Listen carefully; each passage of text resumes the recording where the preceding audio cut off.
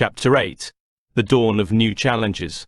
As the first rays of sunlight filtered through the window, Akira stirred from his restless slumber. The distant sounds of celebration from the previous night were now replaced by the chirping of morning birds.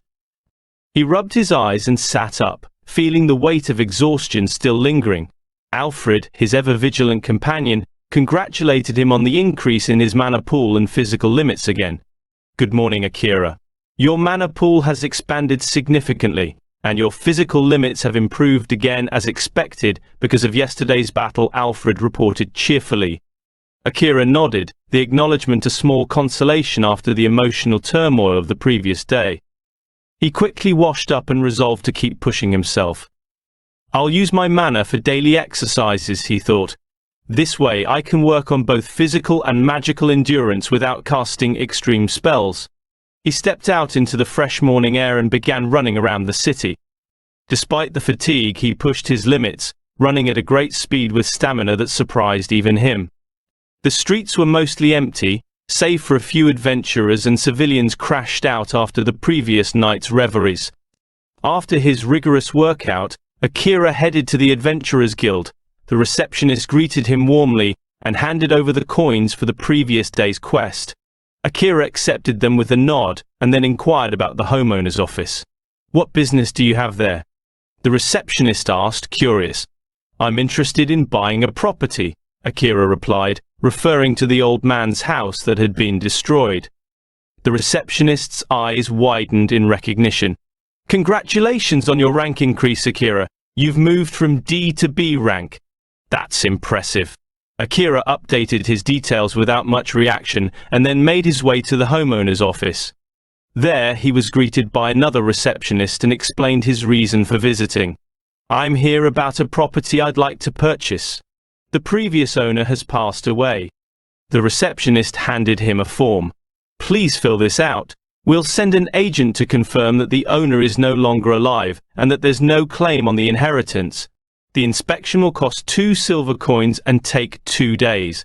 Akira paid the fee and left, deciding to take a leisurely walk around the city instead of rushing to the mines.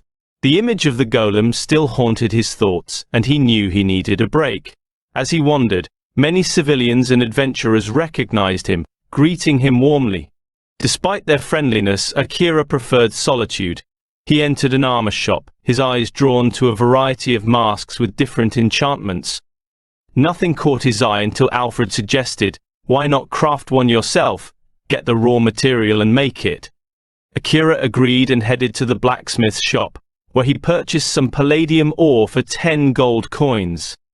Palladium was rare, more so than mithril, with properties that made it resistant to acid, and quite durable. It also possessed detoxifying properties. Next, he visited a tailor's shop and bought a robe made from giant spider silk. The robe was resistant to venom and acid and had a discreet appearance perfect for avoiding unwanted attention.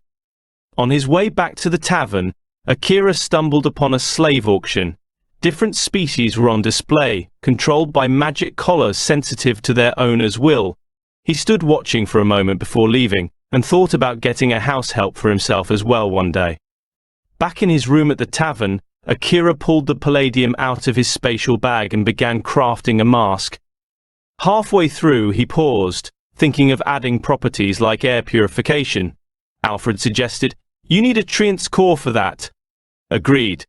"I'll go to the forest tomorrow," Akira decided, putting away the unfinished mask. He glanced at the other cores he had collected, unsure what to do with them. Selling them was out of the question due to their uniqueness and quality. As he lay on his bed, Alfred broke the silence. "You didn't smile once today. Are you okay?" Akira closed his eyes, his heart heavy with the losses and battles of the previous days. "I'm fine, Alfred," he whispered, though his tone suggested otherwise. Exhaustion pulled him into a deep sleep, where visions of battle and the faces of the fallen haunted his dreams. The next morning, Akira woke early. Alfred notified him of the improvement in physical and mana pool. Akira nods and instructs Alfred that the improvement is expected, so Alfred should notify him when the improvement doesn't occur, and Alfred acknowledges it. Then he went through his morning routine. Akira got ready for the day.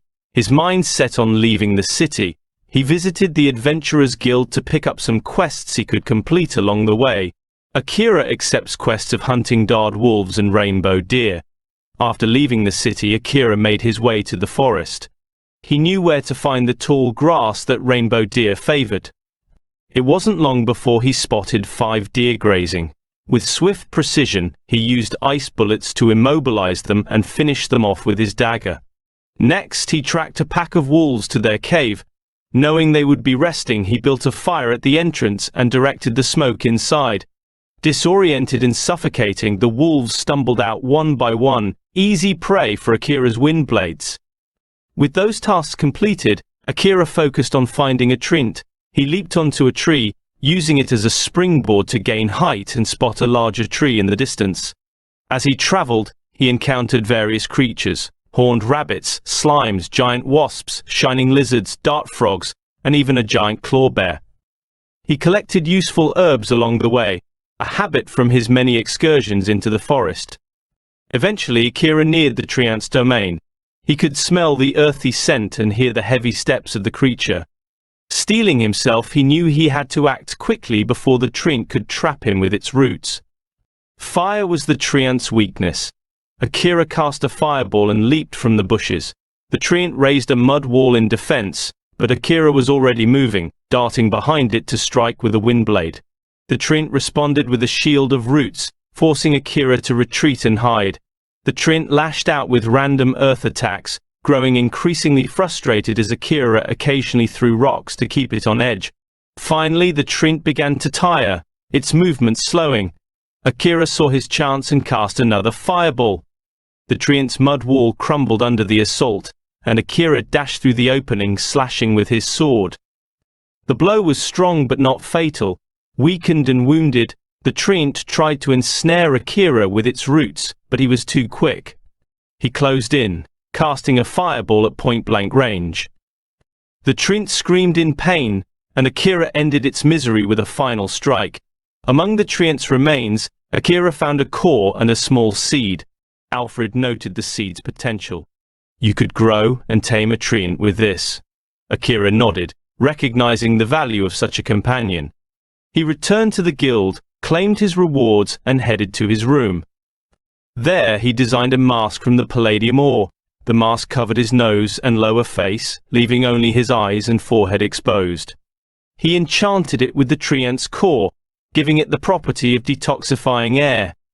Dissatisfied with the palladium's copper color, he crushed some black herbs he had collected and painted the mask black, using mana to make the color permanent.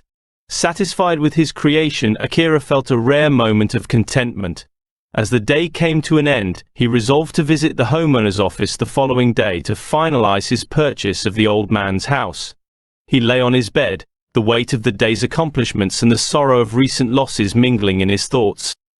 For now, he found solace in the small victories, knowing they were steps towards a greater purpose.